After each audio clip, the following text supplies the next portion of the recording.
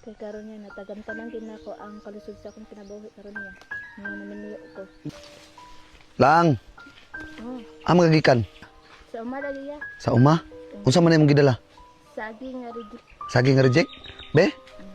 Pakita daw ko. Unsa man nimo? Pahinugon. Kay baligya. Baligya nimo pahinugon. Unsa buros ka? Oh, Pila edad nimo? 23 na ko ya. 23 na ka.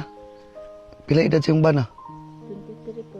23 pod. Unsa may panginabuhi sa imong bana? Kuan ra kanang nay magpasuhol.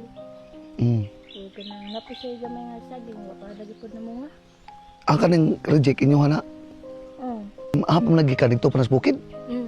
Ikaw rin nagbasaan na napadulong dire. Oh. Mo? Ang imong bana nganong si nganong ikaw man ipasaan nga buros man ka? Naam po iya hapon. Ana po iya gipasaan. Pila na po ka anak nimo? Kuan duha ay na ya. Amo duha ay na karong imong gisabak. Pwede diri sa ta. Kadiyat magistorya ko nimo. Pila ra man po income ninyo sa matag adlaw? Depende ya kung nay magpasuhol. Kung nga po magpasuhol ya wa po income.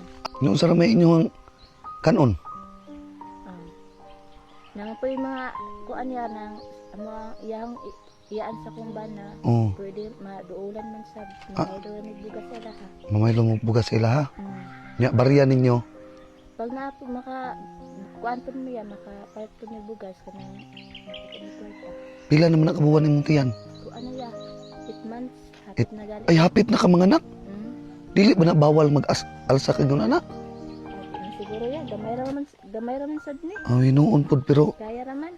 bilib po nimo ba bisang puros ka na ning kamot gyapon ka, tabang gyapon ka sa imong bana. Lagi ya lisod nang pugatoran pasagdan atong bana.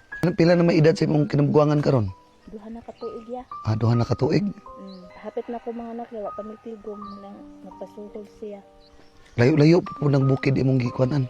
Nalayo niya oy subidaon ka ayo. Agana ito'y time nga sara kasi di akong dala na kuyapan ko. Ha? Mao? Pero buros na ka ato. Dili pa. Aw dili pa. Nakuyapan niya may gani karon kay nakasugakod ka nga buros man ka. Na maghunong man ko paghangakon na kuya. Ginoo taon pod. Lisod bang gidira sa mo ayang pangita na diri ako andra. Nangain mo pasuhol niya. Usahay wala niya. Usahay mo dan pud ka ng konsumo. Namay do naman gayon sa mga silingan. Antos lang gid mi sa among kalisodan sa mga kinabuhi ya. Ang importante ya nga maayo lang among lawas og musampit gid mi sa Ginoo ang kanunay. Kasi maabot ra ang panahon niya nga maagrasyahan na mi sa Ginoo ya nga nakaahas kami sa ang kalisod. Kay karon niya natagamtaman gid nako ang kalisod sa akong kinabuhi karon niya. Nga naminyo ko. Dili gid labing nga naminyo ko ya. Mga anak gyud no. Nya ma-realize ra nimo ang kalisod ug maminyo kag sayo. Oo. Mo nagingon. Nagid sa ulahi ang pagkuan. Nagid sa ulahi ang kuan. Mahay. Pagmahay.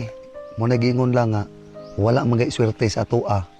Basing naa sa ato ang mga anak. Sige lang, di na ako magdugayan, ako ihatag nimo. Sino na iya? Imuha na ni.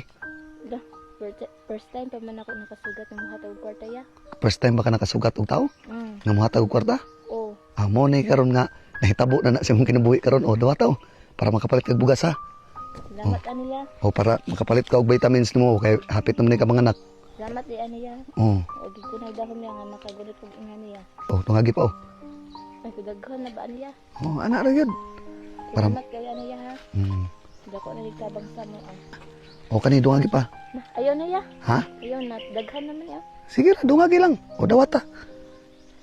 Nya karon uli na dayon ka ha. Kay para makakaon ka unsa nang orasa o. O sige. Salamat kay ya.